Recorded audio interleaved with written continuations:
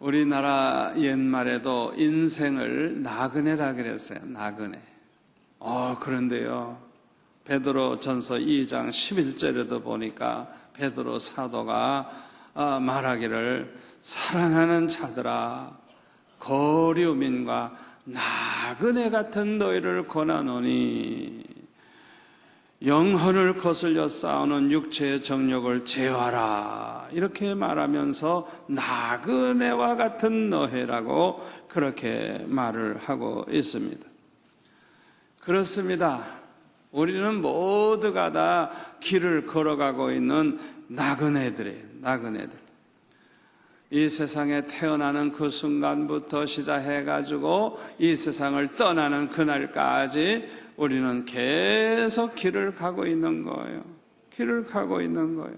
그런데 우리가 어떤 길로 가느냐가 너무너무 중요해요.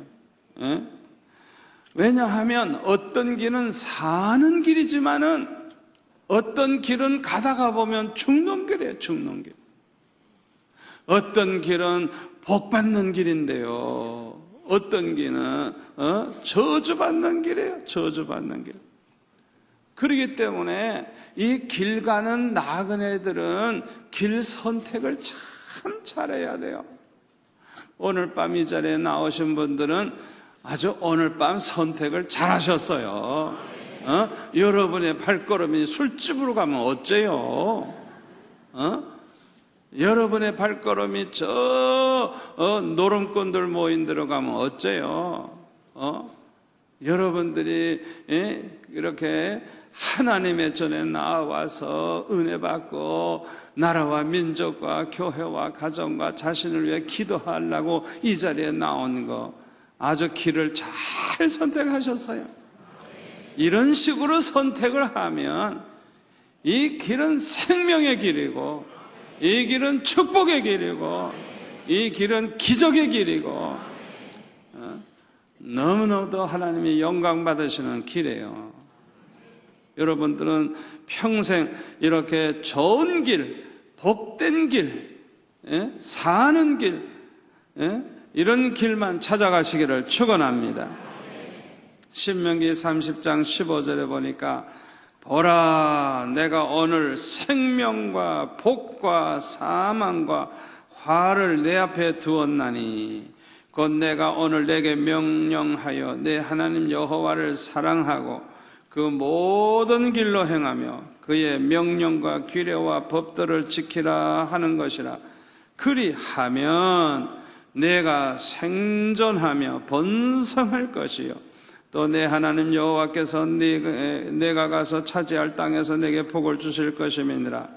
그러나 내가 만일 마음을 돌이켜 듣지 아니하고 유혹을 받아 다른 신들에게 절하고 그를 섬기면 내가 오늘 너에게 선언하노니 너희가 반드시 망할 것이라. 너희가 요단을 건너가서 차지할 땅에서 너희의 날이 길지 못할 것이니라. 이렇게 말씀을 하고 있어요. 우리 앞에 생명의 길이 있고 복받는 길이 있는가 하면 사망의 길이 있고 화를 받는 길이 있다는 거, 우리 앞에 놓여져 있는 거예요. 우리가 어떤 걸 선택하느냐에 따라서 그렇게 달라지는 거예요. 그런데 이스라엘의 역사를 보니까요, 대부분의 이스라엘 왕들이 너무너무 어리석어요. 자기 조상들이 잘못된 길로 가다가 망하는 걸 그렇게 봤으면서도 하나님을 떠나서 사신 우상을 섬기고 그렇게 죄 가운데 살다가 얼마나 고통을 당하고 불행을 당했는지 몰라요. 다만 소수의 왕들만이 하나님을 사랑하고 하나님의 말씀대로 살아서 나라가 번성하고 백성들이 복을 받으면서 살았어요. 그 중에 대표적인 사람이 누구냐? 다윗 왕이에요. 그래서 성경에 보니까 이 다윗 왕의 길로 갔고 다윗 왕처럼 하나님 앞에 정직히 행하였고, 이 사람들은 요거 복 받은 사람들이에요. 아주 길을 잘 선택한 사람들이에요. 다윗이 걸어간 그 길을 따라간 사람들은 그 사람은 길을 선택 잘한 사람들이에요. 그런데 대부분의 사람들은 조상들의 길을 따라가서 조상들처럼 우상숭배하고 조상들처럼 죄짓다가 나라도 망하고 자기도 망하고 얼마나 고생을 했는지 몰라요. 그런데 오늘 본문에 나오는 우시야 왕은 16세의 왕이 되어가지고 52년간 남쪽 유다 나라를 다스린 왕입니다. 그런데 역대하 26장 4절에 보니까 우시야가 그의 아버지 아마사의 모든 행위대로 여호와 보시기에 정직하게 행하며 하나님의 묵시를 밝히 하는 스가랴가 사는 날에 하나님을 찾았고 그가 여호와를 찾을 동안에는 하나님이 형통하게 하셨더라. 그래서 여러분 거기 5절에 있는 말씀을 잘 보세요. 이 우시야가 그 스가랴라고 하는 하나님의 종이 살아있는 동안에는 하나님을 열심히 찾았다는 거예요. 그런데 하나님을 찾는 그 동안에는 하나님께서 형통케 하셨다는 거예요. 여러분 오늘 하나님을 잘 찾아 나오셨습니다. 하나님을 찾는 자는 하나님이 축복하십니다. 하나님을 열심히 찾으시기 바랍니다. 그러니까 이 우시야는 하나님을 찾는 동안에는 하나님이 형통케 하셨다는 거예요. 여러분 이 말씀이 오늘 마음속에 아주 깊이 새겨지기를 바랍니다. 항상 하나님을 가까이 하고 하나님을 찾는 자가 되시기를 바랍니다. 하나님을 찾는 자는 절대로 버림받지 않습니다. 하나님을 찾는 자는요 절대로 섭섭하게 하지 않아요. 우리 하나님께서 축복하시고 사랑하시고 넘치는 복을 안겨주실 줄 믿습니다. 그래서 이 우시야 왕이 복을 받았어요. 큰 나라가 그냥 강성해지고 얼마나 부유해졌는지 몰라요.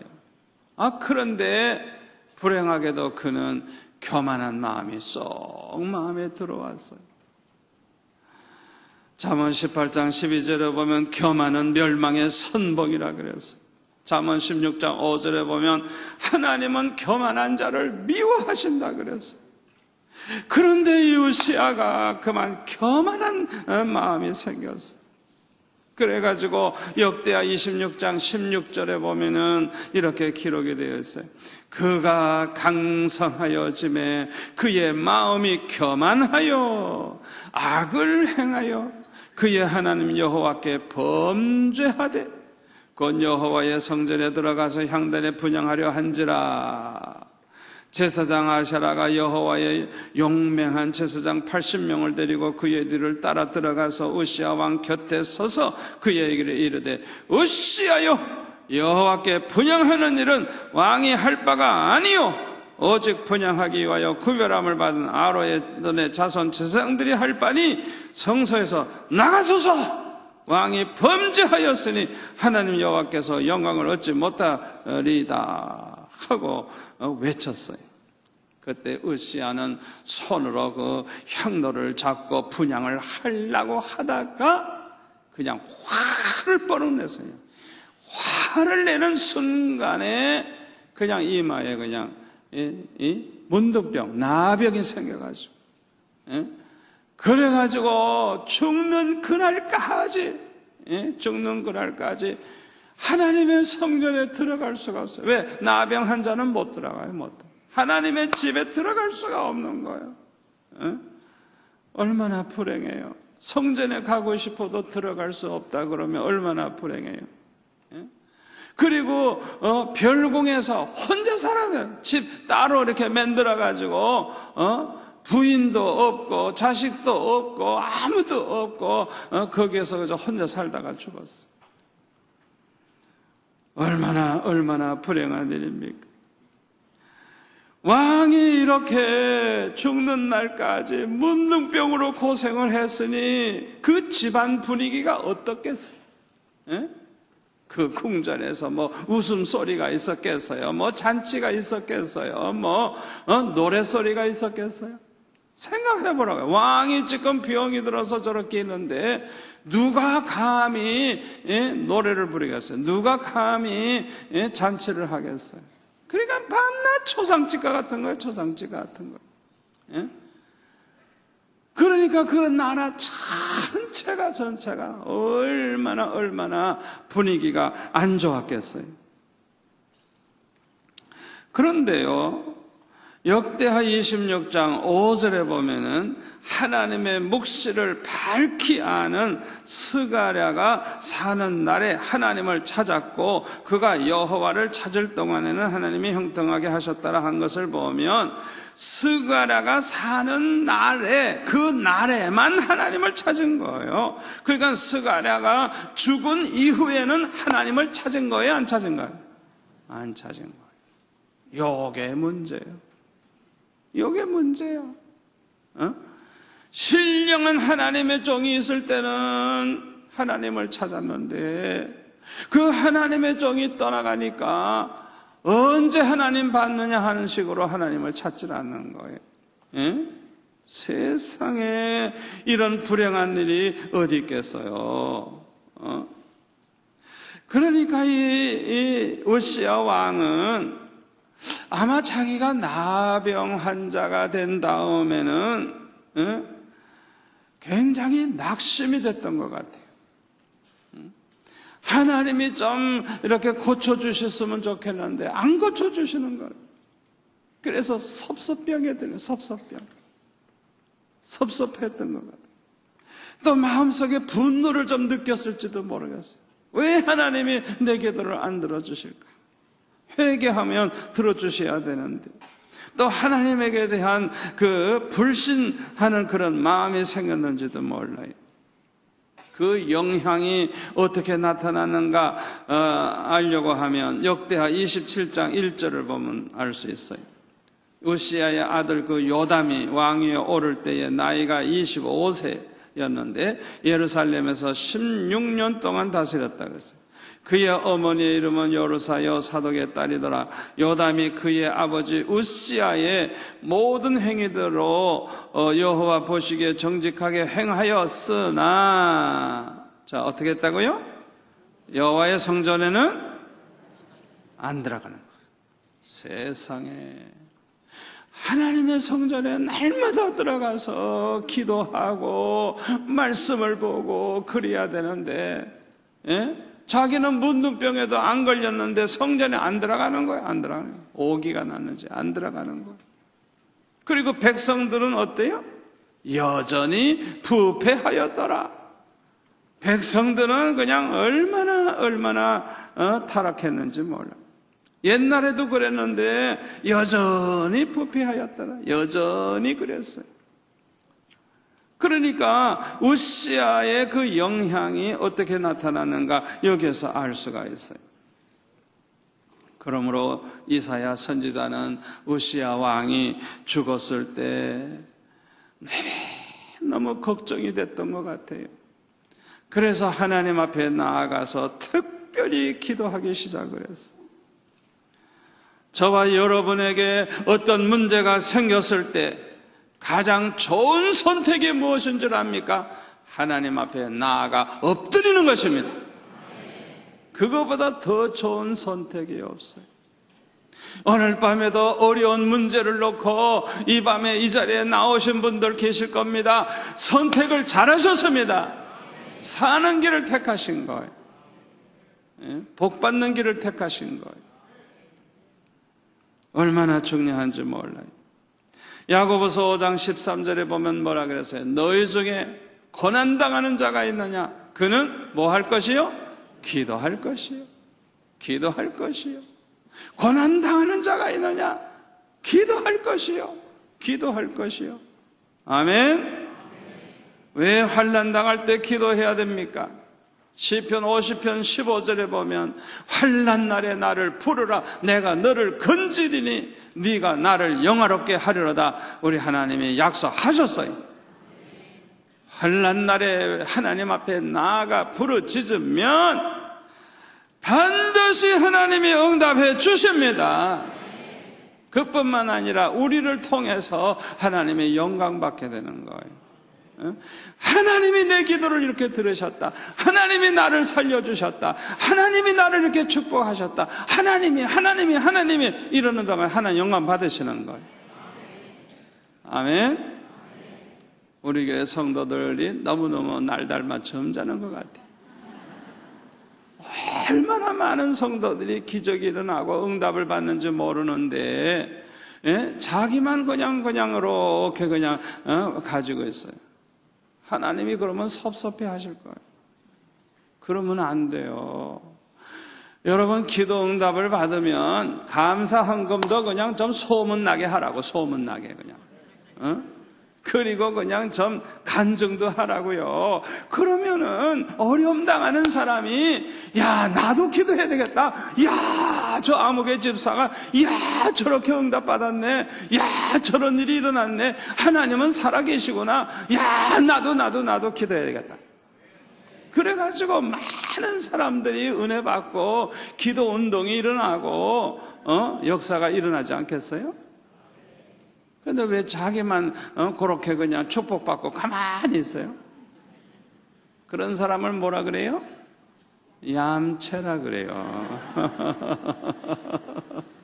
얌체라 그래요. 여러분, 하나님께서 축복하시면요, 간증을 하세요. 간증을 하세요. 아멘. 간증을 하세요. 하나님은 살아계신 분이라는 걸 보여주면서 사세요. 여러분과 함께 하시는 그 하나님을 여러분들이 구체적으로 어떤 체험을 했으면 간증을 하세요. 하나님이 나를 이렇게 하셨다. 하나님이 나를 이렇게 인도하셨다. 하나님이 구체적으로 함께 하시는 그런 걸 그냥 간증을 하세요. 간증을. 제가 79년도인가 미국을 이제 처음 갔을 때에 이제 저는 이제 이렇게 큰 가방을 이렇게 들고 들어가는데 내 앞에 어떤 중국 여자 같이 생겼는 그 여자 가방을 그 미국 세관에서 이렇게 열어가지고요. 아니 그 엄청난 걸 다 꺼내가지고 이렇게 옷도 하나 이렇게 해서 털어보고 놓고 아니 그걸 다 벌려놓으면 얼마나 많고 얼마나 보기가 안 좋습니까? 그래서 제가 속으로 걸려도 되게 걸렸다. 내 것도 다 열어가지고 망신을 시키면 어쩌노. 그래가지고 어떻게 해요? 속으로 기도했지. 주님, 망신시키지 마십시오. 내 망신시키면 주님 망신이고 망신 좀 당하게 하지 말아달라. 기도했어요. 그랬더니 놀라운 것은요, 그 여자까지만 봐주고 교대를 하더라고요.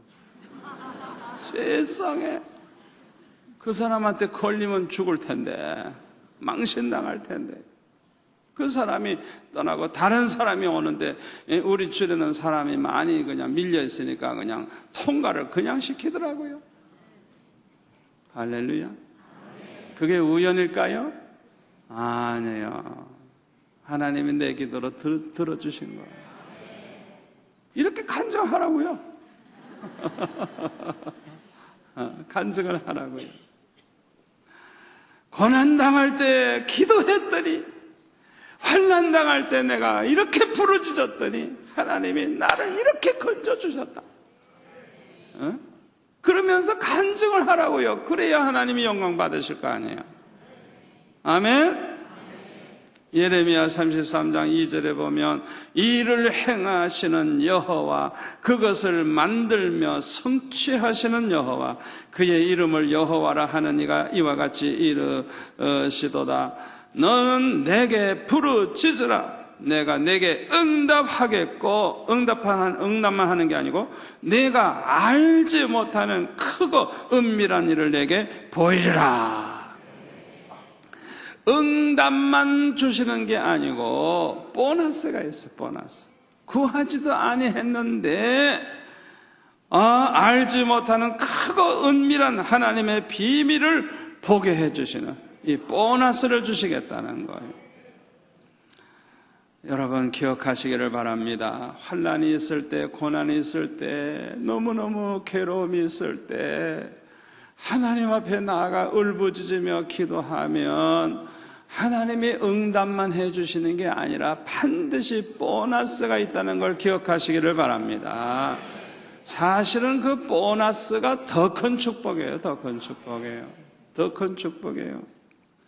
자, 어떤 보너스가 있는 줄 압니까? 하나님 앞에 그냥 열심히 부르짖고 기도하다가 보면 하나님이 큰 은혜를 주십니다.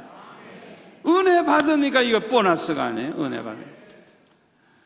은혜만 받습니까? 하나님이 막 능력을 부어주십니다. 그냥 어떤 사람에게 막 은사를 막 부어주십니다. 아멘. 그리고 하나님의 일을 하는 큰 종이 되게 해주세요. 제가 수영로교회 개척을 시작했을 때 어려움이 너무 많았어요. 어려움이 너무 많으니까 하루도 다리 뻗고 편하게 잘 수가 없어요. 그러니까 저는 이 강단에서 그냥 엎드려서 그냥 막 울면서 항상 기도하는 거예요. 어떤 때는 그냥 죽고 싶은 심정 가지고 차라리 그렇게 기도하는 거예요. 그렇게 슬피 울며 기도하는 거예요. 너무너무 답답하니까, 어려움이 많으니까. 그렇게 울면서 부르짖고 기도하다가 보면요, 어느 날 갑자기 그냥 성령의 불이 임하는 거예요. 아멘. 이거 보너스예요. 보너스. 아멘. 큰 은혜를 부어주시는 거예요. 그리고 그냥 큰 능력을 받게 해주시는 거예요. 그러다가 보니까 문제가 해결이 되는데요, 그렇게 괴롭히던 원수 마귀가 인사도 안 하고 가더라고. 그리고 나서 교회가 그냥 부흥이 되는데요, 이야, 얼마나 부흥이 빨리 되는지. 그냥 하나님이 부흥시키는 방법이 그거예요. 어려운 일을 주시고, 어려운 일을 주면 그냥 하나님 앞에 막 부르짖어 기도하게 하시고, 부르짖어 기도하면 막 은혜를 부어주시고 능력을 주시고 원수막이 물러가게 해주시고 교회가 그냥 막 성장하게 해주시는 거. 이게 하나님의 방법이에요. 아멘. 그렇기 때문에 교회마다 어려운 일이 있을 때 걱정하지 말고 뭐만 하면 돼요? 기도하면 되는 거예요. 기도 운동만 일어나면 수지 맞는 거예요. 수지 맞는 거예요. 그걸 모르고 기도들을 안 하는 거예요. 기도만 하면 보너스가 얼마나 많은데, 얼마나 많은데. 그런데 오늘 본문 이사야 6장 1절에 보면 이사야 선지자는 기도하다가 큰 은혜를 받았어요. 은혜를 받으니까 영안이 밝아져 가지고요, 두 가지를 보게 됐어요. 하나는 하나님의 보좌를 보게 되었어요. 6장 1절부터 4절까지 보면은 우시야 왕이 죽던 해에 내가 본즉 주께서 높이 들린 보좌에 앉으셨는데, 이야, 주님이 앉아 계신 보좌를 봤어요. 그의 옷자락은 성전에 가득하였고 스랍들이 모시고 섰는데 각기 6날개가 있어 그 둘로는 자기 얼굴을 가리었고 그 둘로는 자기의 발을 가리었고 둘로는 날며 서로 불러 이르되 거룩하다 거룩하다 거룩하다 만군의 여호와여, 그의 영광이 온 땅에 충만하도다. 이렇게 찬양을 하고 있었어요. 이같이 화답하는 자의 소리로 말미암아 문지방의 터가 그냥 막 요동을 하며 성전의 연기가 충만했다 그랬어요. 아주 희한한 광경을 본 거예요.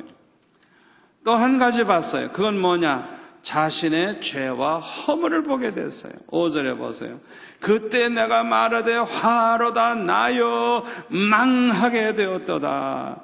나는 입술이 부정한 사람이요. 말을 함부로 많이 했던 것 같아요. 더러운 말을 많이 했던 모양이죠. 입술이 부정한 사람이여 나는 입술이 부정한 백성 중에 거주하면서 만군의 여호와신 왕을 배웠음이로다 하면서 통탄하고 있어요. 나는 이젠 죽었다. 나는 이제 망했다. 내가 이렇게 입술로 얼마나 죄를 범했는지 모르는데 거룩한 하나님을 내가 이거 봤으니 나는 이제 망하게 되었구나. 이러고 하나님 앞에 통회하고 있는 거예요. 자, 하나님의 보좌를 보는 것도 큰 은혜지만은 그거보다 더 중요한 것은 자기 자신의 죄와 허물을 깨닫게 되는 거예요. 여러분 그거 아셔야 돼요. 아무리 환상을 보고 아무리 뭐 은사가 나타나는 거 그게 굉장해 보여도요, 그거보다 더 중요한 것은 자기 자신의 죄와 허물을 똑바로 눈으로 보고 깨닫게 되는 게 더 큰 은혜요, 더 중요하다는 걸 기억하시기를 바랍니다. 자기 자신의 그 죄와 허물을 똑바로 깨닫는 것, 이게 얼마나 중요한지 몰라요. 우리 한번 따라서 할까요? 성령의 은혜는 깨닫는 것으로 시작된다. 성령의 은혜는 깨닫는 것으로 시작이 돼요. 뭘 깨닫느냐? 자신의 죄와 허물을 깨닫고 회개하게 돼요. 말씀을 듣는 중에 갑자기 죄가 깨달아지는 거예요.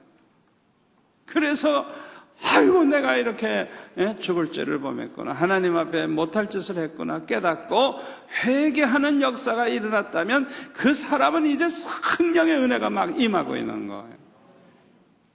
제가 저기 포항에서 집회할 때 그래서 집회를 말씀을 전하고 있는데요, 저 뒤에서 웬 어른이 왔다 갔다 하더라고요. 그래서 아니 내가 설교하는데 왜 저렇게 왔다 갔다 하지? 그렇게 제가 생각을 했어요.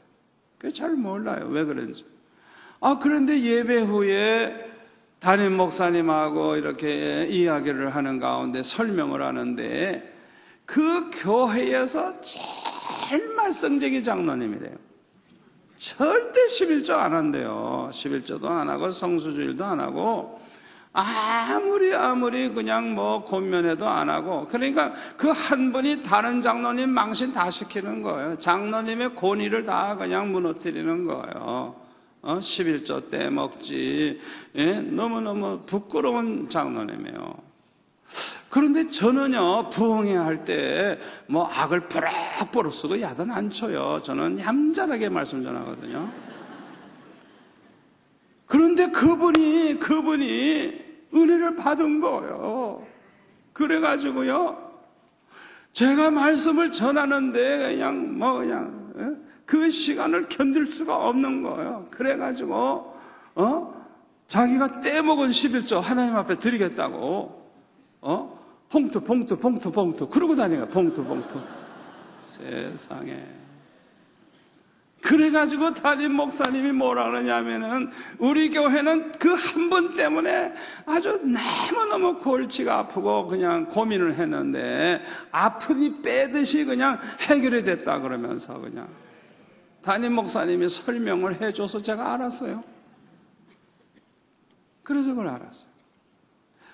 여러분, 1907년도 평양 대부흥의 역사가 무엇으로 시작된 줄 압니까? 회개로부터 시작됐어요. 어떤 한 사람이 도둑질한 걸 자기가 회개하면서 나는 이런 못된 인간입니다 하고 막 회개를 했어요. 그랬더니 여기서도 회개, 저기서도 회개, 그냥 회개 운동이 일어나면서 그냥 성령 충만한 그런 역사가 일어나가지고 그 성령의 불이 그냥 교회마다 퍼지고 그냥 도시마다 퍼지고 이래가지고 전국적으로 대부흥의 역사가 일어났어요. 성령의 은혜는 죄를 깨닫고 회개하는 것으로 시작이 된다는 걸 기억하시기를 바랍니다. 이렇게 회개하면 하나님이 얼마나 기뻐하시는지 몰라요. 누가복음 15장 7절에 보면 내가 너에게 이르노니, 예수님 말씀이에요. 이와 같이 죄인 한 사람이 회개하면 하늘에서는 회개할 것 없는 의인 99으로 말미암아 기뻐하는 것보다 더 하리라. 아멘. 우리가 회개할 때 하나님이 얼마나 기뻐하시는가 상상을 하시기를 바랍니다.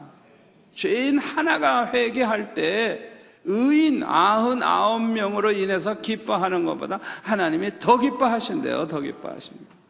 그렇게 회개하는 걸 기뻐하시는 하나님이에요.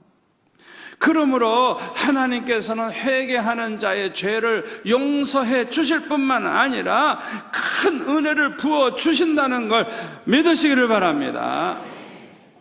우리 하나님이 너무너무 좋아하시는 거예요. 회개하는 사람. 그래서 그냥 용서만 해주는 걸로 끝나는 게 아니라 그냥 은혜를 막 부어주시는 거예요. 성령을 막 선물로 부어주시는 거예요. 그래서 사도행전 2장 38절에 보면 베드로가 이렇게 말합니다. 너희가 회개하여 각각 예수 그리스도의 이름으로 세례를 받고 죄사함을 받으라. 그리하면 성령의 선물을 받으리니. 이 약속은, 이건 약속이에요. 반드시 이렇게 된다는 거예요. 이 약속은 너희와 너의 자녀와 모든 먼 데 사람, 우리 한국 사람까지 먼 데 사람, 곧 주 우리 하나님이 얼마든지 부르시는 자들에게 하신 것이라. 아멘. 이 약속은 반드시 그대로 되는 것입니다. 회개하고 죄사함 받으면 성령을 선물로 받게 되는 것입니다. 그래서요, 회개하는 사람은 거룩해져요. 회개할수록, 철저히 회개할수록 거룩해지고, 또 은혜를 받기 때문에 은혜를 받으면 받을수록 아주 겸손해져요. 아멘. 두 번째로는 하나님의 은혜와 사랑을 깨닫고 감사하게 돼요. 예수님의 십자가를 생각만 해도 그 하나님의 사랑이 얼마나 큰지, 그 하나님의 은혜가 얼마나 큰지, 예수님의 은혜가 얼마나 큰지, 그냥 감사하는 마음, 기쁜 마음이 그냥 충만하게 되고 행복한 성도가 되는 것입니다. 세 번째로는 우리를 향하신 하나님의 뜻을 깨닫게 되고 사명을 깨닫게 돼요. 우리에게 이렇게 큰 은혜와 사랑을 베풀어 주신 하나님을 위해서 어떻게 살아야 할지를 깨닫게 되는 것입니다. 그래서 충성스러운 그런 일꾼이 되는 거예요. 이런 성도 한 사람이 10명, 100명 몫을 담당합니다. 얼마나 귀한 일꾼인지 몰라요. 오늘 이 자리에 나오신 여러분들이 다 그렇게 될 줄로 믿습니다. 그런데 이사야 6장 5절에 보면은 그때에 내가 말하되 화로다 나여 망하게 되었도다. 나는 입술이 부정한 사람이요 나는 입술이 부정한 백성 중에 거주하면서 만군의 여호와이신 왕을 배웠음이로다. 이렇게 탄식하며 회개할 때에 어떤 역사가 일어났느냐. 그 스랍 중에 하나가 부젓가락으로 제단에서 집은 바 핀숯을 손에 가지고 내게로 날아와서 그것을 내 입술에 대며 이르되 보라 이것이 내 입에 닿았으니 내 악이 제하여졌고 내 죄가 사하여졌느니라. 이렇게 말씀을 했다 그랬어요. 이렇게 회개하는 이사야를 용서해 주시고 용서만 해 주신 것이 아니라 거룩하게 만들어 주셨어요. 그리고 나서 8절에 보니까 내가 또 주의 목소리를 들으니 주께서 이르시되 내가 누구를 보내며 누가 우리를 위하여 갈꼬 하는 주님의 음성을 듣게 되었어요. 그때 뭐라 그럽니까? 내가 여기 있나이다 나를 보내소서. 이사야에게 사명을 깨닫게 해 주신 것입니다. 이러한 이사야를 하나님께서 크게 들어 쓰시니까 위대한 하나님의 종이 된 거예요. 오늘 본문 말씀이 우리에게 주는 중요한 교훈이 있습니다. 첫째 교훈은요, 우리에게 찾아오는 고난은 기도하라고 하는 사인이라는 것입니다. 우리에게 고난이 왔을 때 이것은 기도해라, 기도해라, 기도해라, 기도해라, 기도해라, 기도하라는 사인이라는 걸 기억하시기를 바랍니다. 여러분에게 어떤 문제가 와도 기도하면 고난이 축복으로 바뀌어진다는 걸 믿으시기를 바랍니다. 하여튼 하나님 앞에 나와서 그 문제를 가지고 몸부림치는 사람은 문제만 해결되는 게 아니에요. 기도하다가 보니까 그냥 하나님께서 보너스를 막 부어주시는데 그냥 얼마나 은혜를 내려주시고 능력을 주시고 하나님이 축복해 주시고 그냥 들어 쓰시는지 그냥 얼마나 큰 축복을 받게 되는지 몰라요. 두 번째 교훈은 우리 자신의 죄와 허물을 깨닫게 되는 것이 중요하다는 것입니다. 많은 사람들은요, 자신의 죄와 허물을 깨닫지 못하고 살고 있어요. 그래서 하나님을 기쁘시게 하지 못하는 거예요. 잘 들으세요. 우리가요, 어떤 일을 얼마나 하고 있느냐, 그것이 중요한 것이 아니고 우리가 어떤 인간이 되었느냐가 중요하다는 걸 기억하시기를 바랍니다. 우리가 뭐 세상에서 얼마나 큰 일을 하느냐, 그게 중요한 게 아니라 내가 하나님 앞에 어떤 인간이 되었느냐, 그게 더 중요하다는 거예요. 아멘. 사도 바울은요, 자기 자신이 남에게 복음을 전하면서 자기 자신은 하나님으로부터 버림을 받을까 봐 얼마나 두려워했는지 몰라요. 그래서 고린도전서 9장 27절에 보면 내가 내 몸을 쳐 복종하게 함은 내가 남에게 전파한 후에 자신이 도리어 버림을 당할까 두려워함이로다. 사도 바울은 이렇게 고백을 하고 있어요. 남에게 전도는 열심히 해서, 그런데 자기는 못된 인간이야. 그래서 버림을 받았다 그러면 세상에 이런 부끄러운 일이 어디 있고 이런 답답한 일이 어디 있겠어요. 그러니까 자기가 이렇게 전도 많이 하고 가는 곳곳마다 막 그냥 매도 맞고 그냥 그러면서도 복음을 전하고 교회를 세우고 그게 중요하지만은 그거보다 더 중요한 것은 자기 자신이 버림받는 인간이 되지 않아야 된다는 거예요. 아멘. 일이 중요하지만 일보다 더 중요한 건 내가 어떤 인간이 되느냐가 더 중요하다는 거예요. 그걸 우리가 기억을 해야 돼요. 중요한 것은 인간의 됨됨입니다. 여러분, 강아지도요, 사람 볼 줄 알아요. 강아지도 사람 볼 줄 알아요.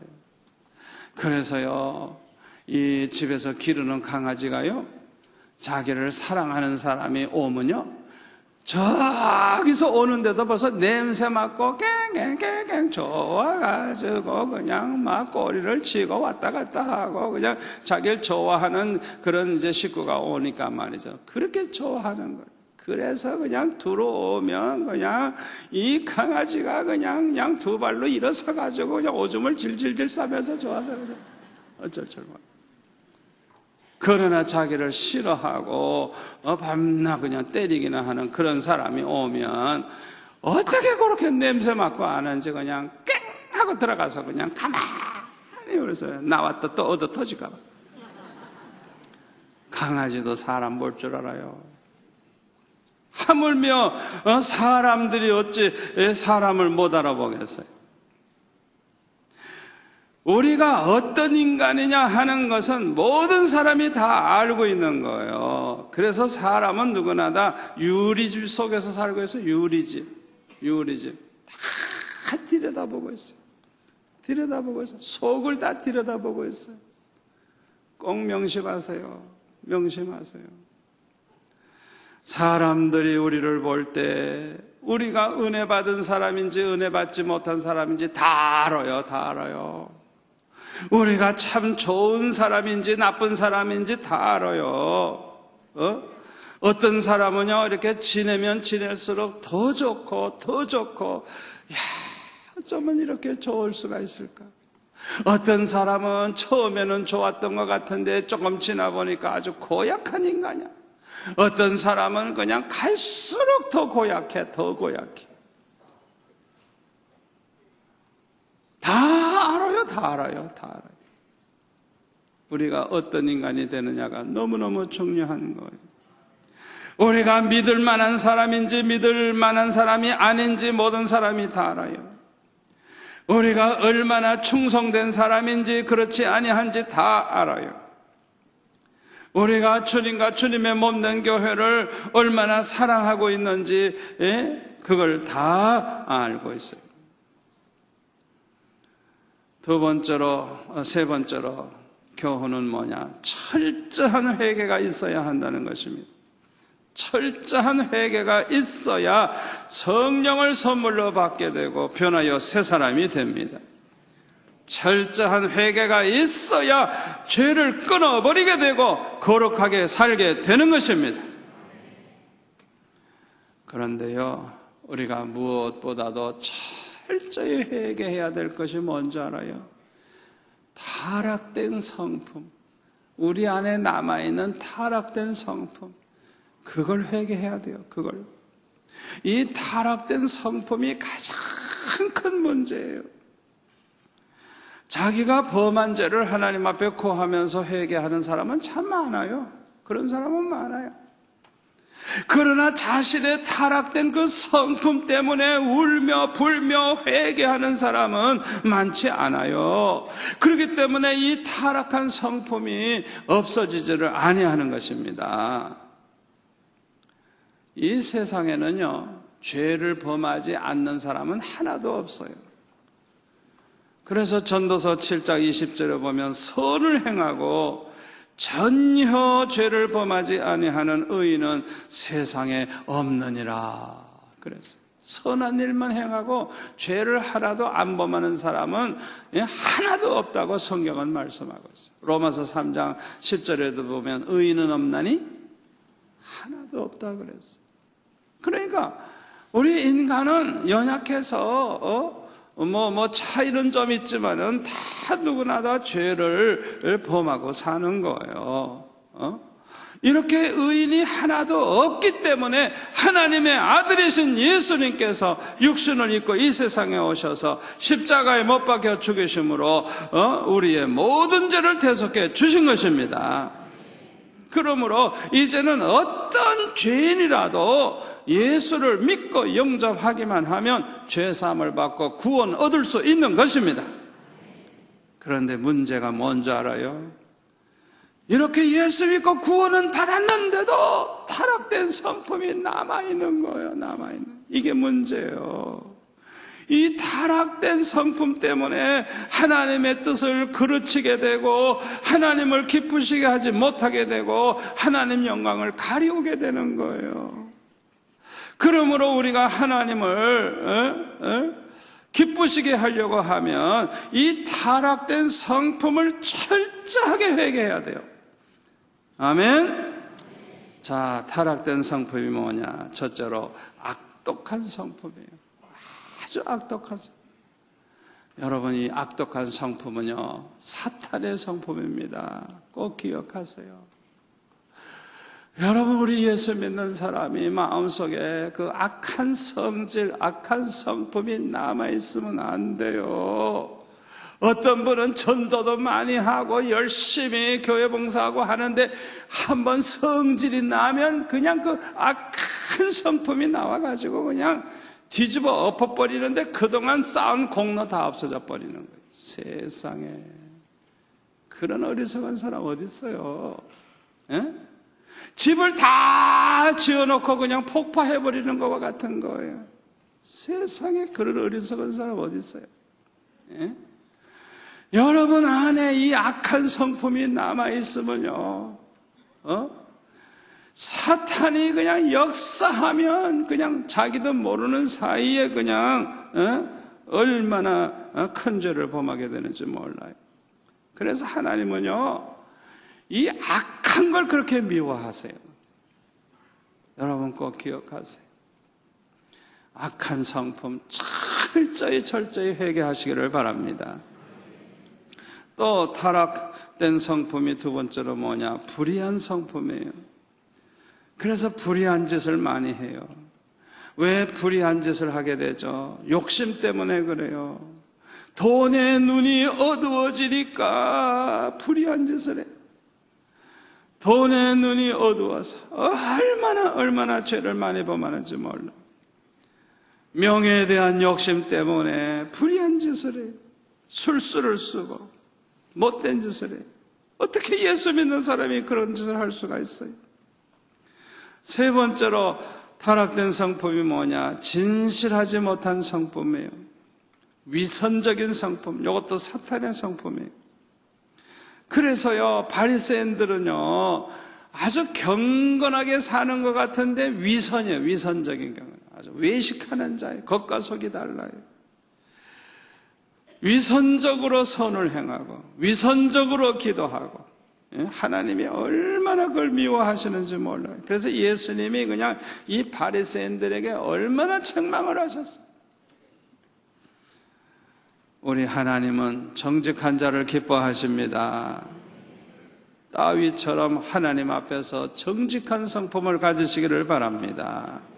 우리 안에 이 진실치 못한 성품이 다 있어요. 조금이라도. 이거 하나님이 너무너무 싫어하시는 거예요. 철저히 회개해서 이 진실치 못한 성품이 없어지기를 축원합니다. 네 번째로 타락된 성품은 교만한 성품입니다. 이 교만한 성품 하나님이 얼마나 싫어하시는지 몰라요. 우리가 교만한 그 마음이 남아있다고 하는 걸 뭘 보고 아느냐? 첫째, 섬기려고 하지 않아요. 섬김을 받으려고 꼭 자기가 어른 행사하려고 그래. 그거 교만해. 또 수고하려고 하지 않아요. 교회 봉사를 해도요 힘든 건 안 해. 그거는 그냥 껄렁껄렁 하는 사람이 그런 거 하는 거고, 자기는 아주 편안하고 아주 자기는 우아한 사람이기 때문에 고급스러운 일만 해야 돼. 착각 속에 사는 사람이에요. 그 교만하기 때문에 분별을 못해서 그런 거예요. 진짜 빛나는 일은 뭐예요? 남들이 안 하기 싫은 일을 찾아서 하는 거예요. 변소 청소 같은 거 하는 거예요.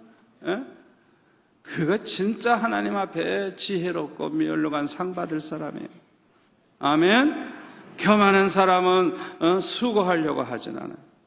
교만한 사람은 남의 허물을 잘 봐요. 그래서 비판을 잘하고 판단을 잘하고 남을 정죄해요. 그러다 보니까 사람들과 화목하지 못하고 밤낮 다투고 싸워요. 교만한 사람은 자신의 부족함을 몰라요. 자기 자신이 얼마나 허물이 많고 부족하다는 걸 몰라요. 교만한 사람은 배우려고 하질 않아요. 가르치려고만 해요. 교만한 사람은 충고를 받으려고 하질 않아요. 교만한 사람은 자기 자랑이 많아요. 남을 무시해요. 교만한 사람은 사과할 줄을 몰라요. 잘못하고도.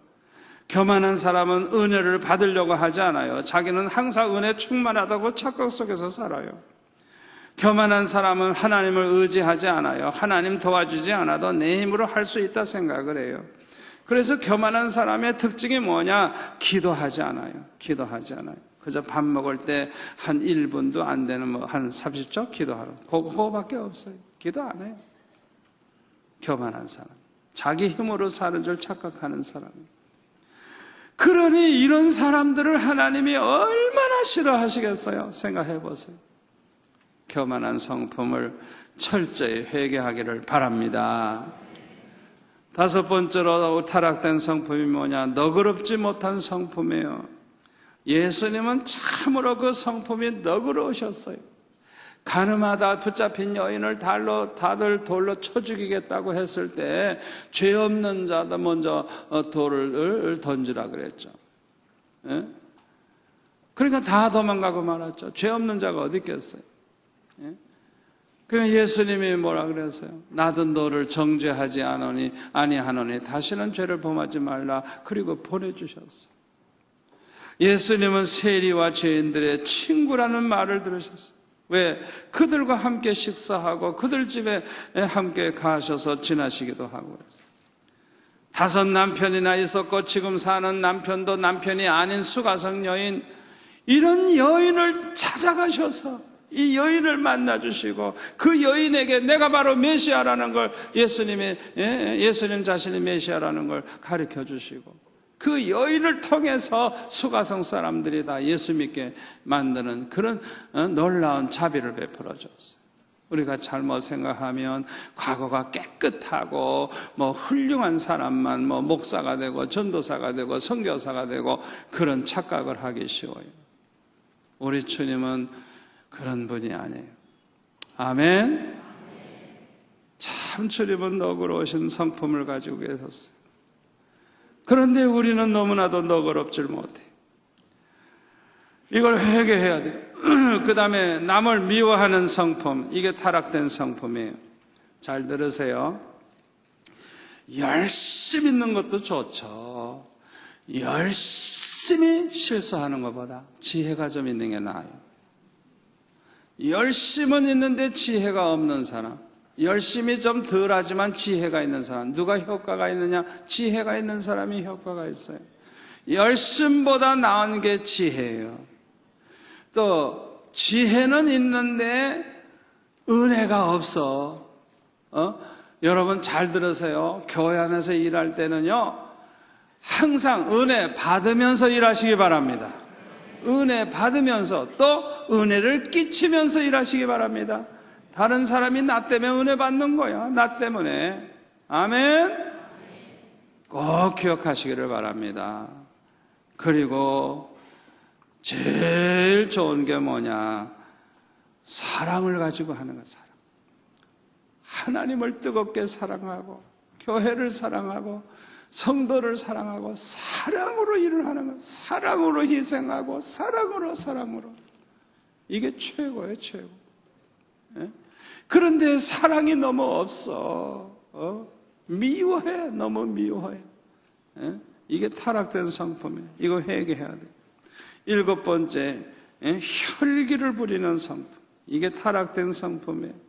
화를 잘 내. 우시아 왕처럼, 사울 왕처럼. 모세는 그냥 한 번 화를 냈다가 어떻게 됐어요? 반석을 그냥 2번이나 내리치고 그냥 이래가지고 가나안 땅에 못 들어갔잖아요. 또 게으른 성품, 특별히 하나님의 일, 하나님 섬기는 일에 게으른 거, 이게 타락된 성품이에요.